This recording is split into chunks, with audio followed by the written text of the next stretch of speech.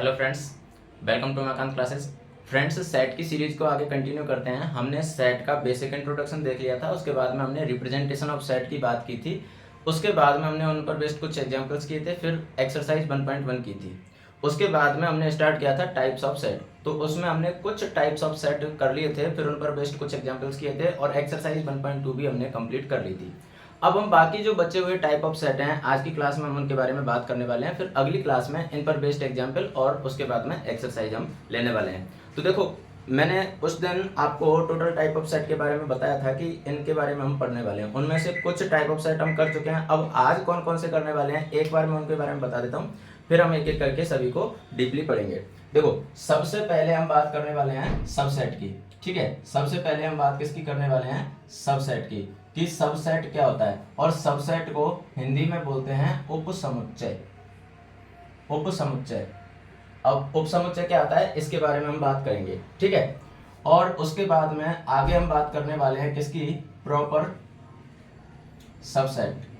Proper subset जिसे हम हिंदी में कह देते हैं उचित उपसमुच्चय। उचित उपसमुच्चय। ठीक है, उसके बाद में हम बात करने वाले हैं किसकी? सुपरसेट। सुपरसेट, और सुपरसेट का मतलब हिंदी में हो जाएगा अधिसमुच्चय। अधिसमुच्चय, क्लियर? और उसके बाद में हम बात करने वाले हैं किसकी? पावर सेट की। तो पावर सेट को हम हिंदी में कह सकते हैं, पावर सेट को हिंदी में कह सकते हैं घात समुच्चय।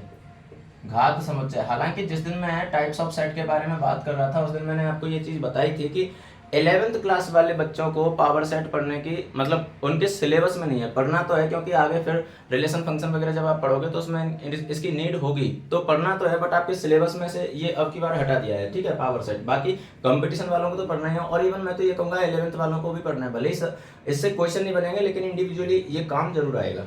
ठीक है, उसके बाद में आगे हम किसकी बात करने वाले हैं? पावर सेट के बाद में हम बात करने वाले हैं यूनिवर्सल सेट। ठीक है, यूनिवर्सल सेट। और यूनिवर्सल सेट का मतलब क्या होता है? यूनिवर्सल सेट का मतलब होता है सार्वत्रिक समुच्चय। सार्वत्रिक समुच्चय।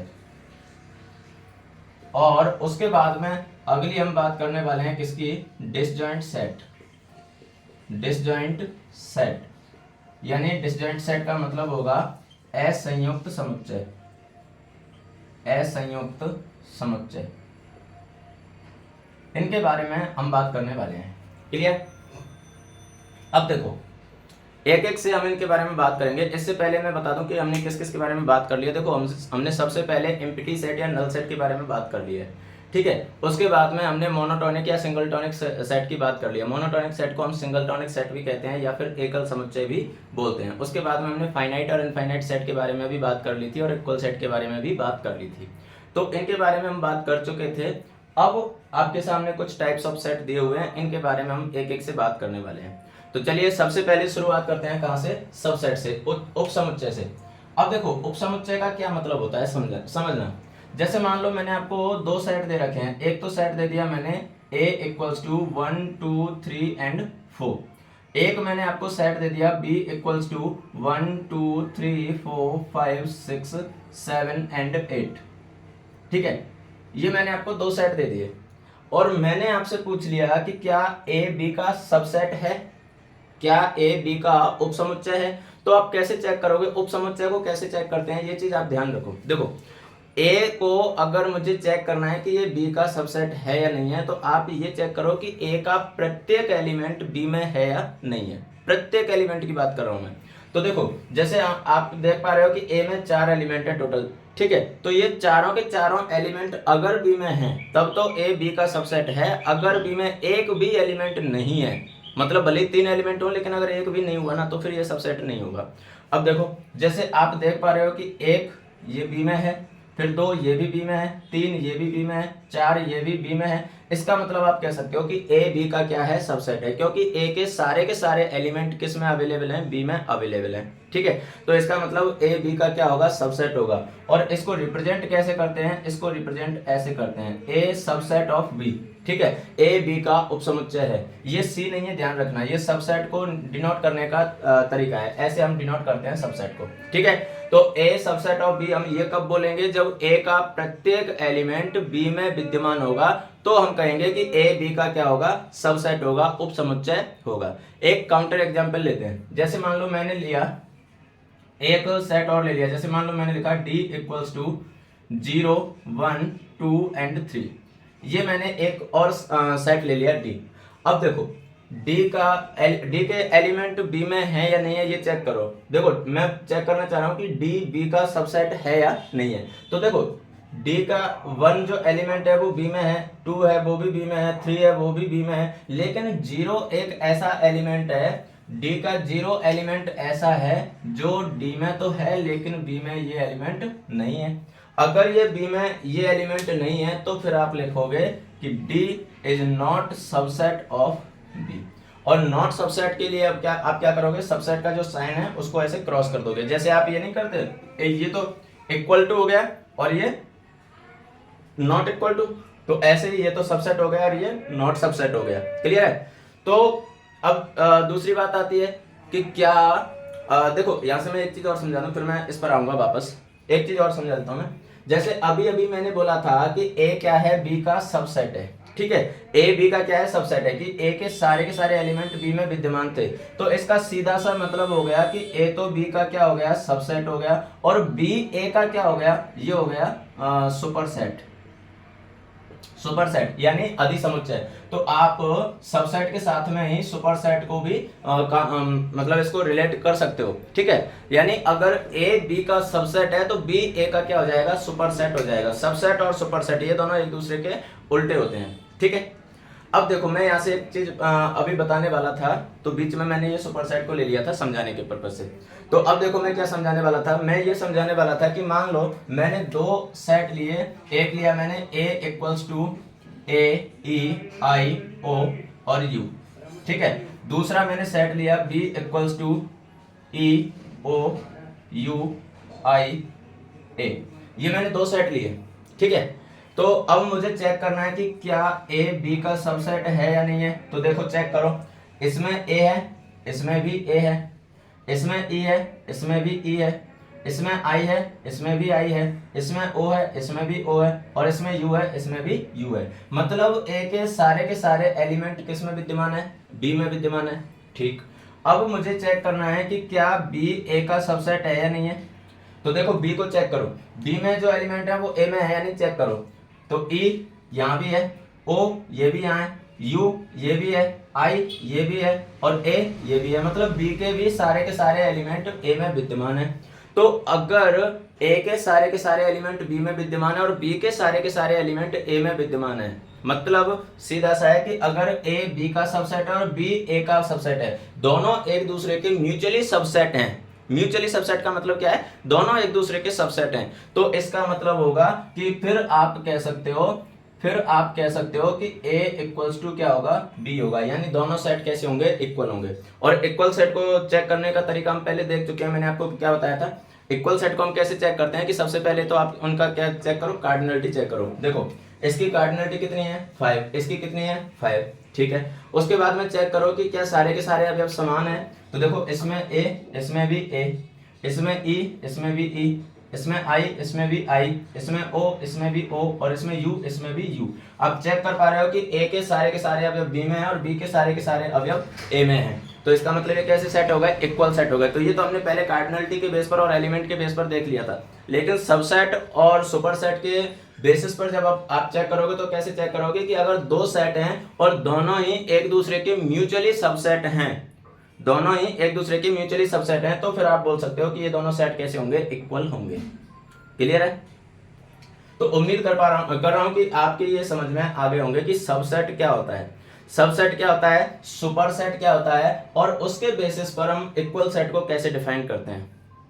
उम्मीद कर रहा हूं कि समझ में आ गए होंगे। अब देखो उसके बाद में हम बात करते हैं किसकी, उचित उपसमुच्चय यानी प्रॉपर सबसेट की। अब प्रॉपर सबसेट क्या होता है समझो। देखो प्रॉपर सबसेट का मतलब होगा, देखो समझना, प्रॉपर सबसेट का मतलब होता है, जैसे मैंने दो सेट के बारे में बात की, ए और बी। ठीक है, ए और बी ये दोनों के बारे में मैंने बात की थी। तो मैंने क्या बोला, देखो जैसे मान लो मैंने लिया a इक्वल्स टू 1 2 एंड 3, और b इक्वल्स टू लिया मैंने 1 2 3 एंड 4, ये मैंने दो सेट ले लिए, ठीक है। अब मैं क्या बोल रहा हूं, मैं ये बोल रहा हूं कि ए के सारे एलिमेंट बी में विद्यमान है, ठीक है। ए के सारे एलिमेंट बी में विद्यमान है, इसका मतलब सीधा सा है कि ए बी का क्या हो गया, सबसेट हो गया, ठीक है। अब प्रॉपर सबसेट की जब हम बात करते हैं तो प्रॉपर सबसेट का मतलब होता है कि बी के सारे एलिमेंट ए में विद्यमान नहीं होने चाहिए, यानी अगर मैं आसान सी भाषा में कहूं तो दोनों एक दूसरे के सबसेट नहीं होने चाहिए। दोनों एक दूसरे के सबसेट का मतलब क्या होगा कि दोनों इक्वल सेट नहीं होने चाहिए। अगर दोनों इक्वल सेट है तो फिर वो प्रॉपर सेट नहीं होगा, ठीक है। तो प्रॉपर सेट का मतलब क्या होगा कि दोनों एक दूसरे के सबसेट ना हो, यानी दोनों इक्वल सेट ना हो। देखो एक और काउंटर एग्जांपल लेता हूं, जैसे मैंने अभी एक और लिया था a equals to A E I O U, ठीक है, और b इक्वल्स टू मान लो मैंने ले लिया यू आई ई ए ओ। तो आपको पता है कि यहां पर a सबसेट b है और b सबसेट a है। यहां क्या है, a सबसेट b तो है लेकिन b सबसेट a नहीं है। क्यों नहीं है, क्योंकि यहां पर तो 4 है b में लेकिन a में तो 4 नहीं है। तो ये सिचुएशन जब बनती है ना, ये वाली सिचुएशन जब बनती है तब हम a को क्या कह सकते हैं, तब हम a को कह सकते हैं प्रॉपर सबसेट। लेकिन यहां पर प्रॉपर सबसेट नहीं कह सकते, नॉट प्रॉपर सबसेट। यहां क्यों नहीं कह सकते, क्योंकि यहां पर ये दोनों क्या है, म्यूचुअली एक दूसरे के सबसेट हैं, या फिर मैं कह सकता हूं कि दोनों ही सेट कैसे हैं, इक्वल हैं। तो अगर मैं प्रॉपर सबसेट के बारे में बात करना चाहूं, देखो आपसे डेफिनेशन कोई नहीं पूछेगा कि प्रॉपर सबसेट होते क्या हैं, बस आपके माइंड में ये इमेज क्लियर होनी चाहिए कि प्रॉपर सबसेट का मतलब क्या होता है। प्रॉपर का मतलब अकेले में प्रॉपर की बात नहीं कर रहा, कोई भी टाइप ऑफ सेट हो उसके बारे में आपके दिमाग में इमेज क्लियर होनी चाहिए। अगर आपके दिमाग में इमेज उसकी क्लियर है तो आपसे डेफिनेशन कोई नहीं पूछेगा, आपसे कोई ये नहीं पूछेगा कि सबसेट होता क्या है, आपसे कोई ये नहीं पूछेगा कि यूनिवर्सल सेट होता क्या है। आपको इनके यूजेज और इनके एप्लीकेशंस पता होना चाहिए, तो वो तभी क्लियर होंगे जब आपके दिमाग में इनकी इमेज क्लियर होगी। और मैं उसी की कोशिश कर रहा हूँ कि आपके दिमाग में इनकी इमेज क्लियर हो पाए, और इसीलिए मैं एग्जाम्पल के साथ में काउंटर एग्जाम्पल भी दे रहा हूँ। क्लियर है, तो देखो प्रॉपर सबसेट का मतलब समझ में आ चुका होगा। सीधा सा तरीका है कि प्रॉपर सबसेट कोई भी तब हो सकता है जब सबसेट और सुपरसेट दोनों इक्वल नहीं हो। लेकिन अगर प्रॉपर और सबसेट और सुपरसेट ये दोनों अगर इक्वल हो गए तो प्रॉपर सबसेट नहीं होगा। जैसे यहाँ पर देख पा रहे हो, यहाँ पर ए क्या है, सबसेट है, और बी क्या है, सुपरसेट है। फिर वापस बी क्या बन गया, सबसेट बन गया, और ए क्या बन गया, सुपरसेट बन गया। तो ऐसी सिचुएशन में प्रॉपर सबसेट नहीं होगा। आप यहाँ पर देख पा रहे हो कि यहाँ पर ए तो क्या है, सबसेट है, और बी क्या है, सुपरसेट है। फिर वापस वो कंडीशन नहीं बनी कि ए सबसेट बन जाए और बी सबसेट बन जाए और ए सुपरसेट बन जाए। तो ये कंडीशन नहीं बनेगी, तब कौन सा सेट बन जाएगा, प्रॉपर सबसेट बन जाएगा। तो उम्मीद कर रहा हूं कि आपकी समझ में अब ये चीजें आ गई होंगी।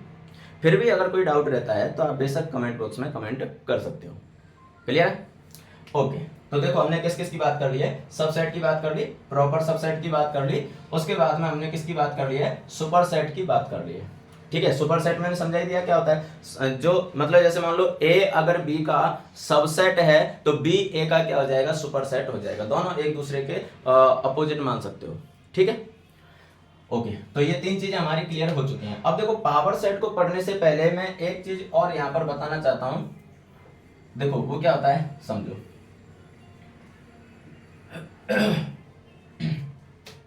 देखो मैं यहां पर बात करने वाला हूं subset of set of real number. देखो subset of set of real number यानी सेट ऑफ रियल नंबर के सबसेट कौन कौन से होते हैं समझना। जैसे देखो आपने जब टाइप्स ऑफ नंबर के बारे में बात की होगी, जब भी आपने पढ़ा होगा 9th में 10th में, आप इतने मतलब आपको इवन 5th 6th क्लास से आप ये नंबर्स के बारे में पढ़ते आ रहे हो। तो अगर आपने रियल नंबर पढ़े हैं तो रियल नंबर से पहले आपने कौन कौन से नंबर पढ़े हैं। देखो आपने पढ़े होंगे कि जो नेचुरल नंबर हैं वो कौन से होते हैं, 1 2 3 एंड सो ऑन, यही होते हैं। उसके बाद में आपने पढ़े होंगे होल नंबर कौन से होते हैं, 0 1 2 3 एंड सो ऑन।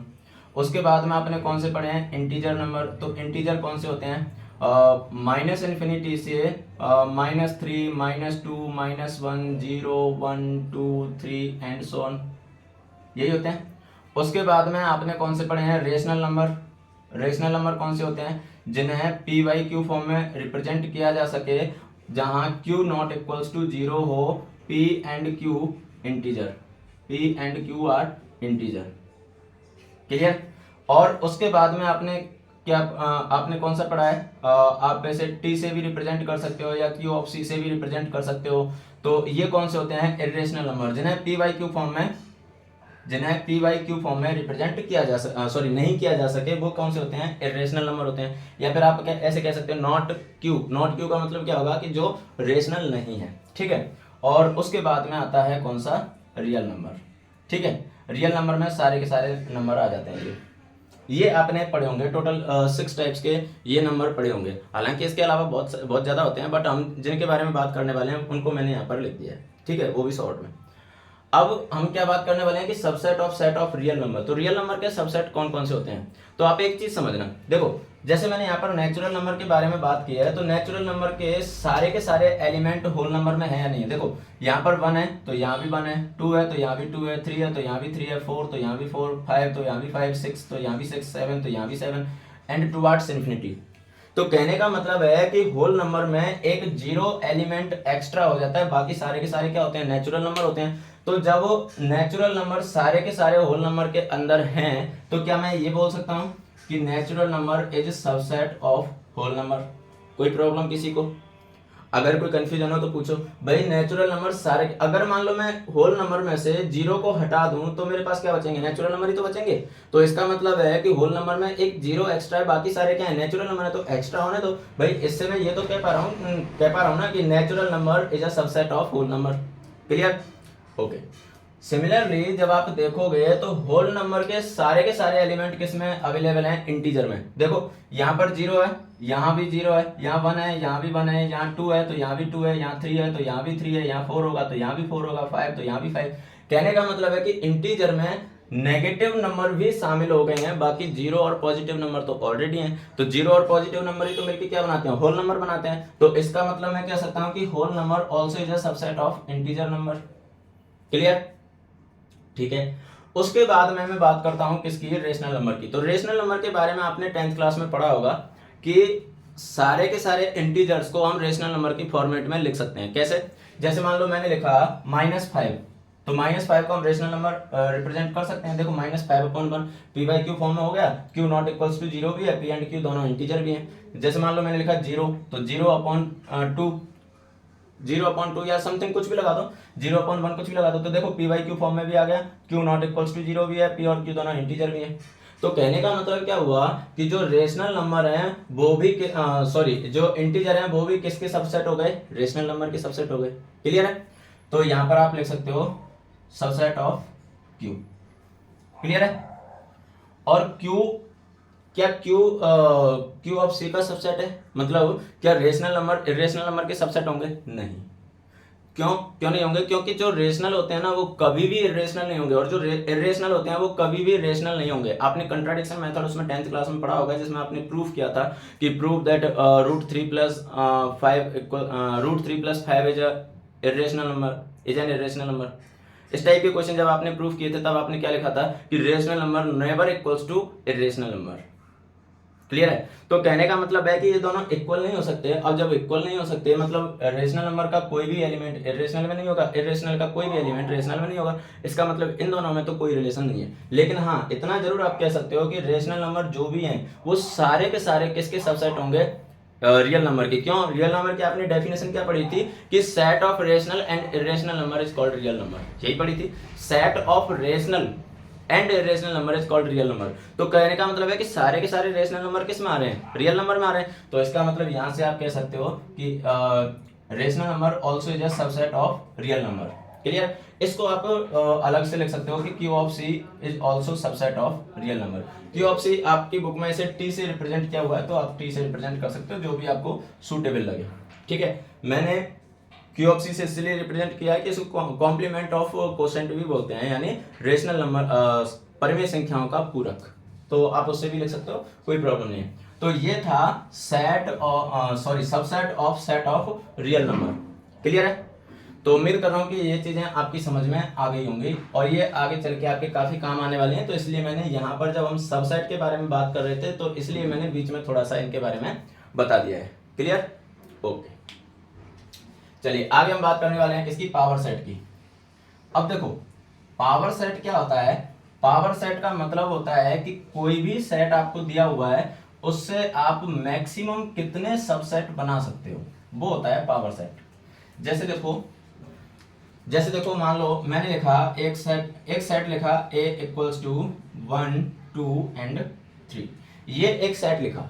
अब इस सेट के कितने सबसेट बनाए जा सकते हैं, उन बनाए हुए सबसेट का जो सेट होगा ना उसे ही हम क्या कह देंगे? पावर सेट कह देंगे। अब देखो इसके हम सबसेट कैसे बना सकते हैं समझो।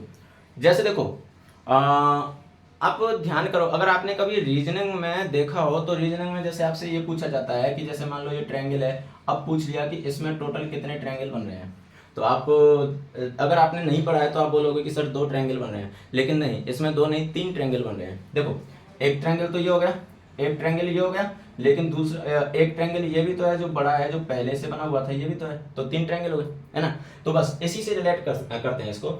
इसमें आपको क्या करना है, चलो एक और एग्जांपल देता हूँ जो उसके बाद में मैं इस पे आऊंगा। जैसे आपने प्रोबेबिलिटी पढ़ी होगी, तो प्रोबेबिलिटी में आपने जैसे मान लो मैंने बोल दिया कि आपको एक कॉइन टॉस करना है और कॉइन को कितने बार टॉस करना है? 2 बार टॉस करना है। तो आप कैसे करते हो कि सर हो सकता है दोनों बार हेड आ जाए, हो सकता है पहले हेड बाद में टेल आ जाए, फिर हो सकता है पहले टेल बाद में हेड आ जाए, फिर हो सकता है कि दोनों बार टेल आ जाए। तो टोटल 4 यहाँ पर आउटकम्स होंगे। क्लियर? तो बस इसी तरह से यहाँ पर आपको क्या करना है? सबसेट बनाना है। जैसे आप इनके आउटकम्स बनाते थे तो सिमिलरली यहाँ पर आपको सबसेट बनाने हैं।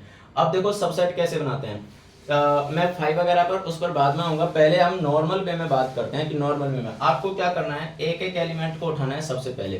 तो देखो एक एक एलिमेंट को जब आप उठाओगे तो देखो एक सबसेट तो आपने किसका बना दिया? ओनली 1 का।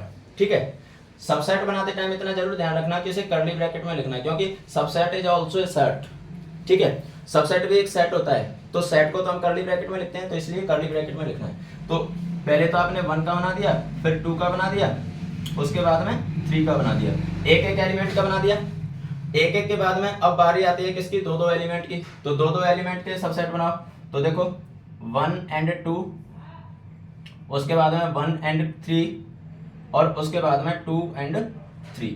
आपने क्या किया? देखो 1 एंड 2 का बना दिया, फिर 1 एंड 3 का बना दिया, फिर 2 एंड 3 का बना दिया। अब ये मत सोचना कि 2 एंड 1 का बना दो, क्योंकि 1 एंड 2 और 2 एंड 1 एक ही बात होती है। आपको पता है कि यहाँ पर ऑर्डर कोई मायने नहीं रखता है। ठीक है, इनको आगे पीछे आप लिख सकते हो, कोई प्रॉब्लम नहीं है। ठीक है, तो आपने क्या किया? पहले तो एक एक एलिमेंट का सेट बनाया, फिर 2 का बनाया, फिर 3 का बनाओ। तो इसमें तो टोटल सेट टोटल एलिमेंट ही 3 है, तो 3 एलिमेंट है, तो इसका मतलब है कि एक सेट इसका बन जाएगा 1 2 3।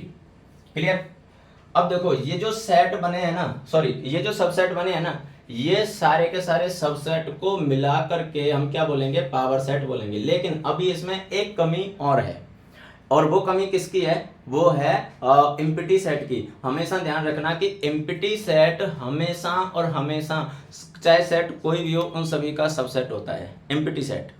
क्योंकि देखो सबसेट का मतलब क्या होता है? सबसेट का मतलब होता है कि जैसे सबसेट का मतलब क्या होगा कि जैसे मान लो एक सेट है, इसके सारे के सारे एलिमेंट दूसरे सेट में अवेलेबल हों।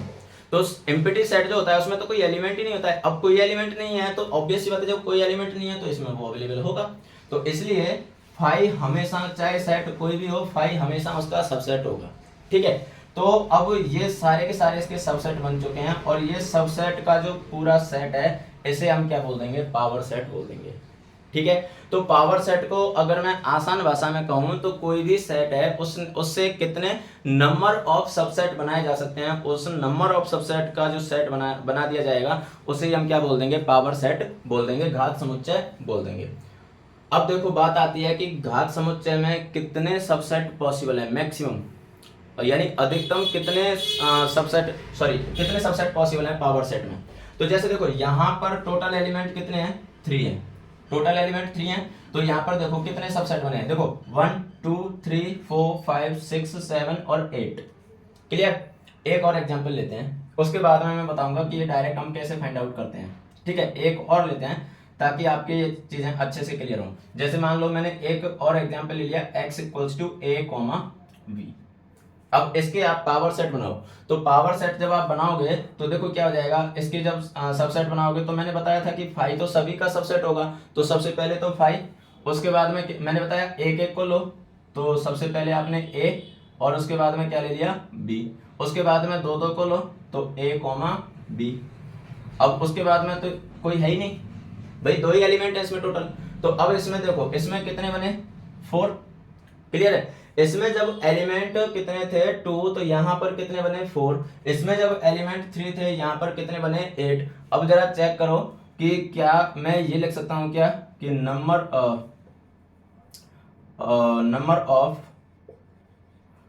Of subsets in power set equals to 2 raised to power n, where n equals to number of elements। देखो आप चेक करो, जब यहाँ पर इसमें एलिमेंट कितने थे 2 थे, तो यहाँ पर हमने क्या लिख दिया 2 raised to power 2, और 2 raised to power 2 का मतलब क्या हो गया 4। यहाँ पर नंबर ऑफ एलिमेंट कितने थे 3 थे, तो 2 raised to power 3, इसमें नंबर ऑफ सबसेट कितने हो गए 8 हो गए। तो कहने का मतलब है, ये आप इसे एक फॉर्मूले के फॉर्म में याद रख सकते हो कि किसी भी सेट के पावर सेट में नंबर ऑफ सबसेट के बारे में जब हम बात करेंगे तो वो होता है 2 raised to power n। यानी अगर मान लो मैं बोल दूं कि कोई एक सेट है और उसमें नंबर ऑफ एलिमेंट कितने हैं 6 हैं, तो इसका सीधा सा मतलब है कि उसमें टोटल उसके पावर सेट में टोटल एलिमेंट कितने हो जाएंगे 2 raised to power 6, और 2 raised to power 6 का मतलब कितने हो गए 64 एलिमेंट हो जाएंगे। क्लियर है। पहले 5 लो, फिर 1 1 1 1, मतलब 1 1 एलिमेंट से सबसेट बनाओ, फिर 2 2 से, फिर 3 3 से, 4 4 से, 5 5 से, और उसके बाद में 6 से, तो टोटल कितने बन जाएंगे 64 उसके सबसेट बन जाएंगे। क्लियर। तो उम्मीद कर रहा हूँ कि पावर सेट आपकी समझ में आ गया होगा। अभी अगर कोई कंफ्यूजन हो तो हम कुछ एग्जांपल्स लेंगे, उसमें इसको और अच्छे से कवर अप करने वाले हैं। देखो मैंने क्या बोला कि जैसे 11th क्लास के सिलेबस से ये हट चुका है, लेकिन बेटा इसको हल्के में मत लेना, क्योंकि पढ़ना तो आपको तब भी है, भले सिलेबस में से हट चुका है तब भी पढ़ना है, क्योंकि इंडिविजुअली कई जगह काम आएगा पावर सेट। ठीक है। बाकी कंपटीशन वालों को तो उनका तो कोई सिलेबस होता ही नहीं है ना, सेट आ गया मतलब कुछ भी आ सकता है फिर। अब देखो उसके बाद में बात करने वाले हैं किसकी, यूनिवर्सल सेट की। तो यूनिवर्सल सेट का मतलब क्या होता है, देखो यूनिवर्स का मतलब क्या होता है, यूनिवर्स का मतलब होता है पूरा ब्रह्मांड, है ना। तो यूनिवर्स का मतलब पूरा ब्रह्मांड है, जिसमें हमारे सोलर सिस्टम वगैरह ये सारे प्लेनेट वगैरह सारी चीजें उसमें आ जाती हैं, गैलेक्सी वगैरह सारी चीजें आ जाती है। बस इसी कंसेप्ट को ध्यान में रखो कि जब हमारा जो यूनिवर्स है उस यूनिवर्स में गैलेक्सी वगैरह, फिर उसके बाद में प्लेनेट वगैरह, सोलर सिस्टम, ये सारी चीज इसमें आ रही हैं। अगर ये सारी चीज आ रही हैं तो यहीं से हम यूनिवर्सल सेट को देखेंगे। यूनिवर्सल सेट का मतलब क्या होता है, जैसे मान लो मैंने लिखा a equals to 1 2, v equals to 2 3 4, c equals to 5 6 7 and d equals to 2 4 8। ये मैंने 4 सेट लिखे और मैंने बोला कि इन चारों के लिए मुझे एक यूनिवर्सल सेट चाहिए। तो यूनिवर्सल सेट का मतलब क्या होता है, यूनिवर्सल सेट का मतलब होता है कि इन चारों सेट के एलिमेंट उस सेट में विद्यमान होने चाहिए, अवेलेबल होने चाहिए, वही इसके लिए क्या हो जाएगा, यूनिवर्सल सेट हो जाएगा। ठीक है। जैसे मान लो आपसे क्वेश्चन ऐसे ही पूछ लिया कि इन चारों के लिए यूनिवर्सल सेट बताइए, तो आपको क्या करना है, चारों के चारों सेट के एलिमेंट्स को कंबाइंड फॉर्म में लिख देना है। लेकिन कंबाइंड फॉर्म में लिखते टाइम ये जरूर ध्यान रखना है, आपको पता है कि सेट में कभी भी रिप्रेजेंटेशन अलाउ नहीं होता है, सॉरी रिपीटेशन अलाउ नहीं होता है। तो अब रिपीटेशन जब अलाउ नहीं होगा तो जब आप इनके लिए जब यूनिवर्सल सेट बनाओगे तो यूनिवर्सल सेट आप कैसे बना सकते हो, यूनिवर्सल सेट को जनरली हम यू से रिप्रेजेंट करते हैं। ठीक है। तो यूनिवर्सल सेट कैसे बनाओगे, देखो सबसे पहले यहाँ से ए से शुरू कर लो, मान लो जैसे 1, उसके बाद में 2, फिर ए के सारे एलिमेंट आ गए। अब बी के देखो बी में क्या है 2, लेकिन 2 तो हम ऑलरेडी लिख चुके हैं, तो फिर क्या जाएगा 3, उसके बाद में 4, तो बी के सारे एलिमेंट आ गए 2 3 4 आ गए। उसके बाद में सी के देखो 5 6 7, तो देखो 5 6 7, उसके बाद में डी के देखो 2 तो ऑलरेडी आ चुका है, फिर 4 भी आ चुका है, फिर क्या बचा 8। ये लो, ये यूनिवर्सल सेट बनके तैयार हो गया। तो यूनिवर्सल सेट का मतलब होता है कि ऐसा सेट जिसमें बाकी सभी सेट के एलिमेंट अवेलेबल हों, सारे एलिमेंट विद्यमान हों, उसे हम क्या कह देते हैं, यूनिवर्सल सेट कह देते हैं। जैसे मैं कह रहा था कि यूनिवर्स में हमारे सारे प्लेनेट और गैलेक्सी वगैरह, अपने अर्थ, सोलर सिस्टम, ये सारी चीज़ें अवेलेबल हैं। तो कहने का मतलब इन सारे, मतलब ऐसा सेट जिसमें इन सारे सेट के एलिमेंट अवेलेबल हों, उसे ही हम क्या कह देंगे, यूनिवर्सल सेट कह देते हैं। क्लियर है? ठीक है। तो अब मैं उम्मीद कर रहा हूँ कि यूनिवर्सल सेट का मतलब आपको समझ में आ चुका होगा। हालांकि आपको टेंशन लेने की जरूरत नहीं है। जैसे हमने पहले टाइप ऑफ सेट के बारे में बात की थी, फिर उन पर बेस्ड हमने बहुत सारे एग्जांपल किए थे, बहुत सारे क्वेश्चंस किए थे। सिमिलरली हम इन पर बेस्ड भी बहुत सारे क्वेश्चन और एग्जाम्पल करने वाले हैं, तो आपको कहीं कोई प्रॉब्लम नहीं आनी है। ठीक है, तो टेंशन ना लें। उसके बाद में हम लास्ट बात करते हैं डिसजॉइंट सेट की, और उसके साथ में ही हम आज की क्लास का कर देंगे दी एंड। ठीक है, तो डिसजॉइंट सेट क्या होता है समझो। जैसे देखो, मैं दो एग्जांपल लेता हूं, एक तो एग्जांपल और एक काउंटर एग्जांपल, उससे आपको डिसजॉइंट सेट समझ में आ जाएगा। जैसे मान लो मैंने लिखा a equals to 1 2 3 4 and b equals to 3 4 5 and 6 and 7। ठीक है, एक मैंने लिखा p equals to a e i o u और q इक्वल्स टू मैंने लिखा मान लो V C D F G। ये मैंने कुछ एग्जाम्पल्स लिखे हैं, मतलब एक एग्जाम्पल और एक काउंटर एग्जाम्पल।